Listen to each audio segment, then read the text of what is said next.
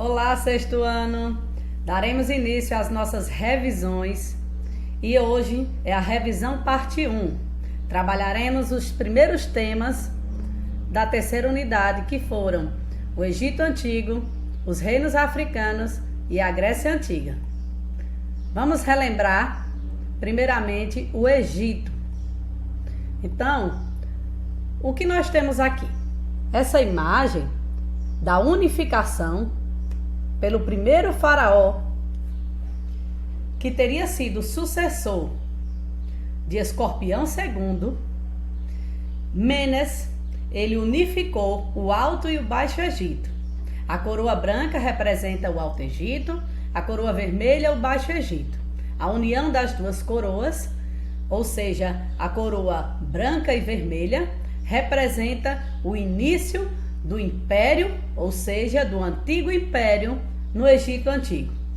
Nós teremos também várias dinastias durante o Médio Império e o Novo Império, as três fases do Egito Antigo.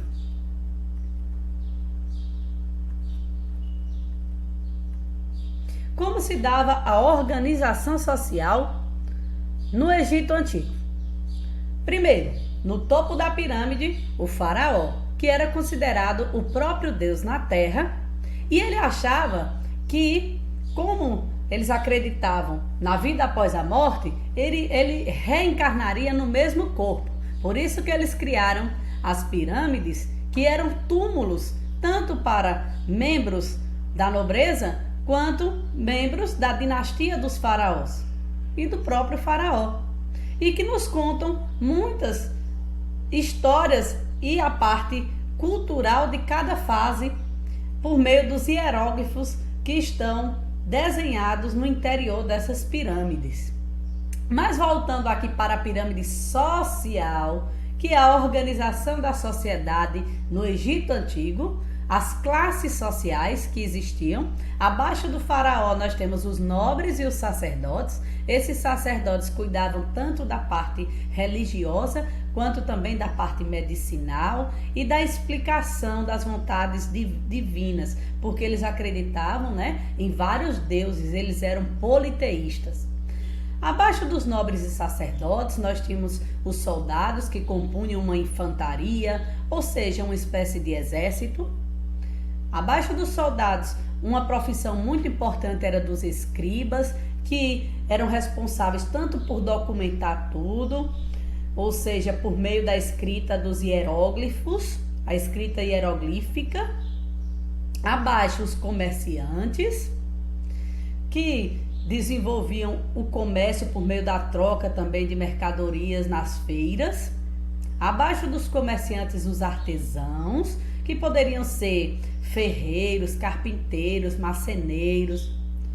Por último, uma das camadas que tinha maior quantidade de população, que eram os camponeses, tanto trabalhadores rurais, agricultores, quanto pastoreiros, criadores de animais. E por último, os escravos, que geralmente eram escravos cativos de guerra ou escravos por dívida. Os egípcios, como eu disse, eles acreditavam em vários deuses, Ra, Ísis, Osíris, e tudo era explicado pela vontade divina. E os seres aqui, como vocês podem observar, muitos desses deuses eram representados de maneira antropomórfica, ou seja, temos a imagem de animal e ser humano ao mesmo tempo, que nós chamamos seres antropomórficos. Eles já praticavam também a mumificação, pois acreditavam na vida após a morte.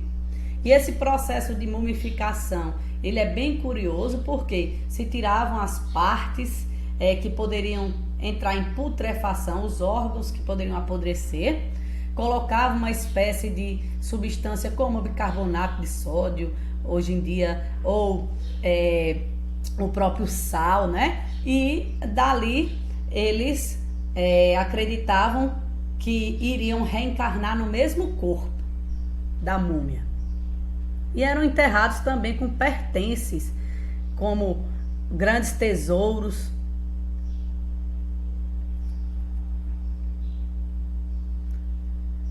Algo muito importante a se falar no Egito Antigo é a prática, né, tanto da agricultura, a criação dos primeiros diques e canais de irrigação e o aproveitamento das cheias do rio Nilo, que traziam um solo umidificado, cheio de humus, para praticar a agricultura, ou seja, trazendo uma melhor produção para as épocas de estiagem, principalmente nos grãos, como os faraós eram responsáveis por essa administração e os grãos eram armazenados para a época da estiagem.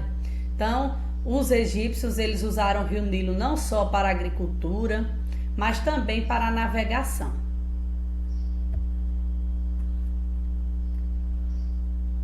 Agora vamos falar sobre o reino dos faraós negros, o reino dos cuxitas, o reino de Cuxi. Então nós temos aqui, ó, o reino de Cuxi, ele ficava ao sul do Egito.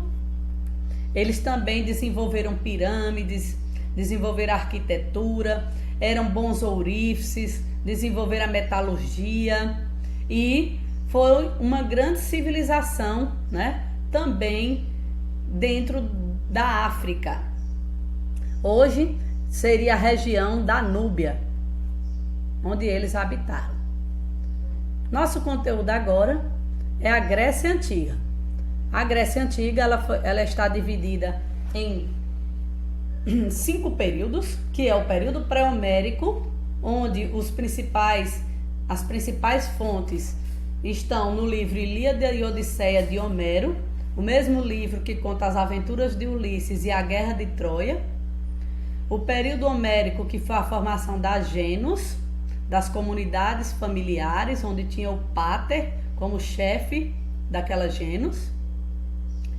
Depois nós tivemos o período arcaico, que é a formação das cidades-estados gregas, as chamadas polis, significa vários, né? Ou seja, várias cidades-estados independentes, autônomas. Depois do período arcaico, nós temos o período clássico, marcado pelas disputas entre Atenas e Esparta, pelas guerras médicas, invasão dos persas. E, por último, o período helenístico, que é a invasão dos macedônicos e que termina com Alexandre o Grande.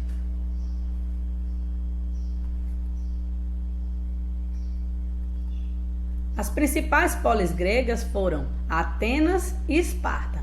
Atenas, berço da democracia, demos mais kratos, significa governo do povo, e Esparta, que era uma oligarquia, governada pela elite, pelos aristocratas, grandes proprietários de terras.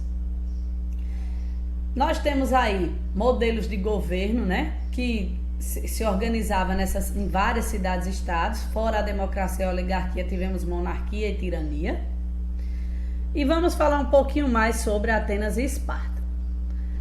A sociedade espartana estava organizada em 3 classes. Os proprietários de terras, que eram responsáveis tanto pelo exército quanto pelas decisões políticas, eram os espartanos, conhecidos também como esparciatas.